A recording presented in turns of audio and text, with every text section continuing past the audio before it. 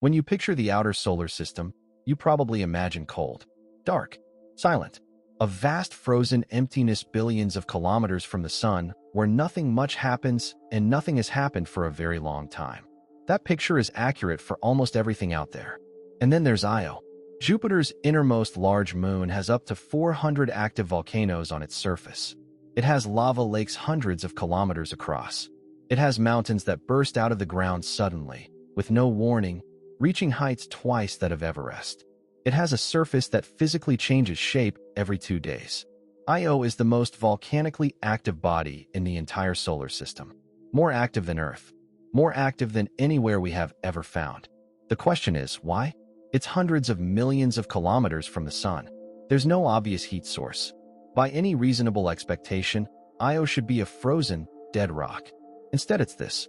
And the reason it's this is one of the strangest stories in planetary science.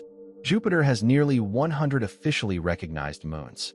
Most of them are small, captured rocks orbiting at the edges of the system. But 4 of them are exceptional, large enough to be worlds in their own right.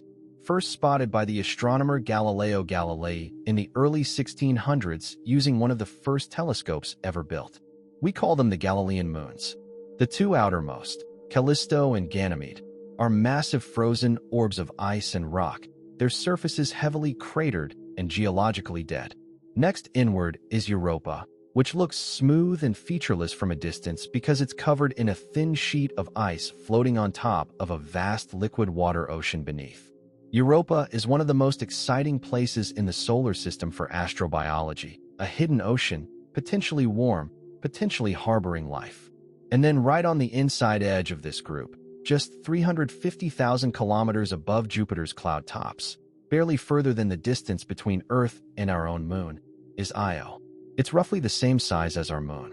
A little bigger, a little heavier, but almost entirely made of rock and metal rather than the ice and rock that defines the other 3. Io is actually believed to have the lowest water content of any known body in the solar system, drier than Mercury, the planet closest to the sun, and its surface looks like nothing else we have ever seen. The obvious question is where the heat comes from. The sun is nowhere near enough to warm Io. By the time sunlight reaches the Jupiter system, it's so faint that the surface temperature of Io outside the volcanic zones drops to minus 130 degrees Celsius. The heat doesn't come from the sun. It comes from Jupiter.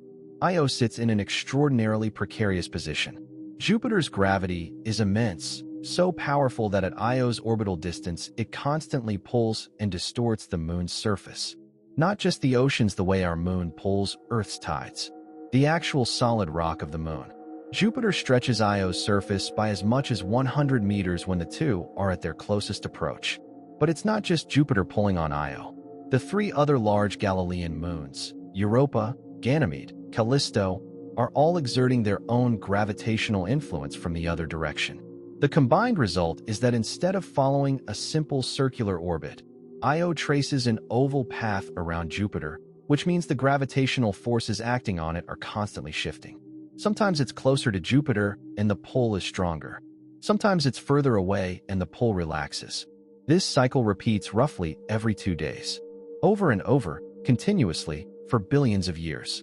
Io is squeezed and stretched, in a relentless gravitational tug of war. All that mechanical energy has to go somewhere. It goes inward, deep into the rock of the moon, and it comes out as heat. Enormous, sustained, planet-scale heat that powers hundreds of simultaneous volcanic systems across the entire surface. Voyager 1 discovered this in 1979 during a flyby of the Jupiter system. Even from 20,000 kilometers away, using cameras that were primitive by modern standards, Voyager captured 9 separate volcanic eruptions actively blasting material off Io's surface. It was one of the most shocking discoveries in the history of planetary exploration. Nobody expected it. Nothing in the models had predicted it. Io was supposed to be a dead rock. It was the most volcanically active place in the solar system. Here's the thing about Io's volcanoes. They don't look like anything you'd recognize from Earth. On Earth, volcanic activity is tied to tectonic plates. Magma builds up, finds a weakness in the crust, and pushes upward over time to create mountains. The classic cone-shaped volcano you picture when you hear the word. Io doesn't have plate tectonics. Its crust doesn't move in those kinds of organized sections. Instead, the gravitational flexing creates cracks in the surface. Lava erupts through those cracks with sudden, violent force, throwing molten rock dozens of kilometers into the air. Above that, plumes of sulfur gas can rise hundreds of kilometers above the surface. Sulfur is always present in volcanic activity. On Earth, it produces those round holes you see in volcanic rock, bubbles of trapped gas. On Io, sulfur is everywhere, and it settles back down across the surface after every eruption, coating everything in extraordinary colors. The yellow patches are crystallized sulfur, essentially sulfur snow. The white and blue areas are frozen sulfur dioxide sitting in the coldest, most permanently shadowed regions. The green zones are sulfur monoxide created by interactions with Jupiter's intense radiation belts in the upper atmosphere. And the vivid red spots are active volcanic zones where the sulfur is still hot. The whole moon is color-coded by its own geological activity. It looks completely alien. Because it is. After the initial eruption, instead of building a mountain, the surface around Io's volcanoes collapses inward. Molten rock fills the depression. The result is enormous lava lakes, the largest of which is called Loki Patera, 200 kilometers across, with a large island of solidified rock sitting in the middle of an actively churning lake of magma. 200 kilometers of liquid rock, sitting on a moon smaller than our own. If Io's volcanoes don't build mountains, then where did Steeple Mountain come from? Steeple Mountain is one of the most iconic images associated with Io. Somewhere between 5 and 7 kilometers tall, it rises from the surface in a sharp, narrow spire that looks almost architecturally deliberate, like the tip of a cathedral. Or, if you want a more cinematic reference, the Eye of Sauron. NASA's Juno spacecraft, originally sent to study Jupiter's atmosphere when it arrived in 2016, was repurposed after completing that mission to conduct close flybys of the Galilean moons. In December 2023 and February 2024, Juno came within 1,500 kilometers of Io's surface and sent back the most detailed images we have ever taken of the moon. What those images revealed is that Steeple Mountain is not unique. Io is covered in tall, isolated, sharply pointed mountains scattered seemingly at random across the surface. The tallest of them reaches 18 kilometers, roughly double the height of Mount Everest. And unlike Earth's mountain ranges, these structures don't cluster together in groups.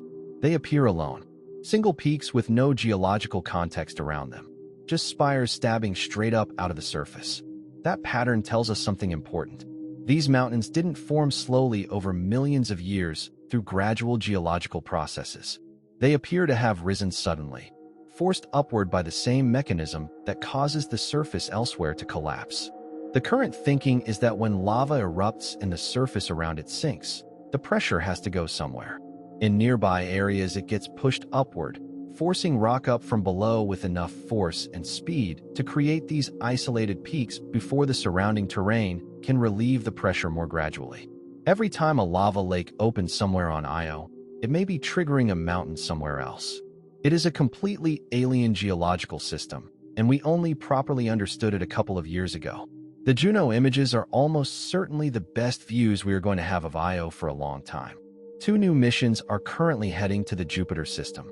The European Space Agency's JUICE probe, the Jupiter Icy Moons Explorer, launched in 2023 and arrives in 2031. It will study Ganymede, Callisto, and Europa, focusing on their icy surfaces and subsurface oceans. NASA's Europa Clipper launched in 2024 and arrives in 2030, dedicated almost entirely to searching Europa's hidden ocean for signs of life. Neither of them is going to Io. That's not because Io isn't worth studying. It clearly is. It's largely because we only just realized how extraordinary it is when the Juno images came back, and by then, both of these missions were already on their way somewhere else. And honestly, the prospect of finding alien life in Europa's ocean tends to win priority battles over a volcanically active rock, however spectacular that rock might be. So Io sits there, 350,000 kilometers above Jupiter's clouds, stretching and compressing on its 2-day gravitational cycle, erupting and collapsing and throwing sulfur hundreds of kilometers into space, building mountains out of nowhere and filling them back in with lava. doing all of this completely unobserved by any spacecraft, with no probe currently planned to visit. It is the most geologically alive place in the solar system. And for the foreseeable future, we are just going to have to watch it from a distance.